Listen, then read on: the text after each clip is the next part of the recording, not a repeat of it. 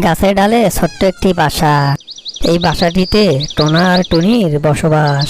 টোনা আর টুনির দিন খুব সুখেই কাটত। একদিন টোনা টুনিকে ডেকে বলল, শোনো টুনি, আমি একটু ব্যবসার কাজে পাশের জঙ্গলে যাব। আসতে হয়তো বা 4-5 মাস সময় লাগবে। তুমি নিজের প্রতি একটু খেয়াল রাখিও, আর তুমি তো ডিম দিবে, ডিমের প্রতি একটু খেয়াল রাখিও। এই বলে টোনা ব্যবসার কাজে বাড়ি থেকে বেরিয়ে পড়ল। টুনি যেতে যেতে রাস্তার মাঝে ভাবতিছে, তুমি কি একা বাসায় রেখে যেতে খুবই খারাপ লাগতেছে।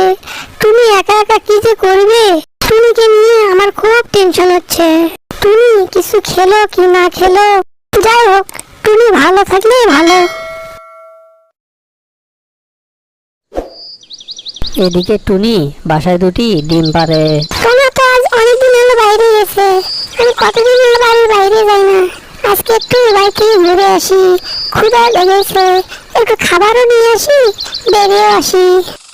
কত আর ঘরে থাকি, থাকতে থাকতে আর ভালো লাগে না। যাই ওই দিদির সঙ্গে একটু আলাপ করে আসি, গল্প গুজব করে আসি। এই বলে টুনি বাইরে খাবার খুঁজতে বেরিয়ে পড়ল। টুনি হাঁটতে হাঁটতে বাসা থেকে একটু দূরে চলে গেল।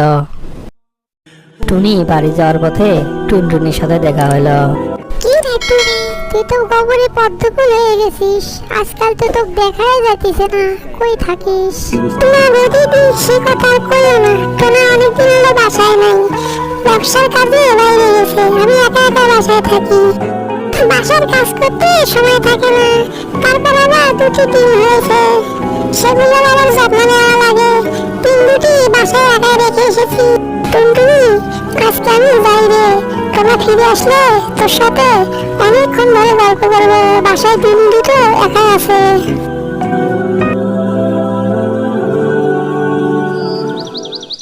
টুনি বাসায় ফিরে এসে দেখে, আমার এত বড় সর্বনাশ কে করলো? কে ডিম দুটো নষ্ট করে রেখে গেল?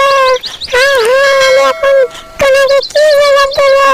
আমাদের সর্বনাশ কে করলো? কোন শয়তানি করলো? এই দেখে টুনির মাথা নষ্ট হয়ে গেল। টুনি কান্না জুড়ে দিল, কান্নার থামছে না। টুনির কান্না শুনে আশপাশ থেকে 2-1টা পাখি हेलो তার বাসায় আসলো अगर इस দেখার कैरेक्टर জন্য। को आप लोग यूज करना चाहते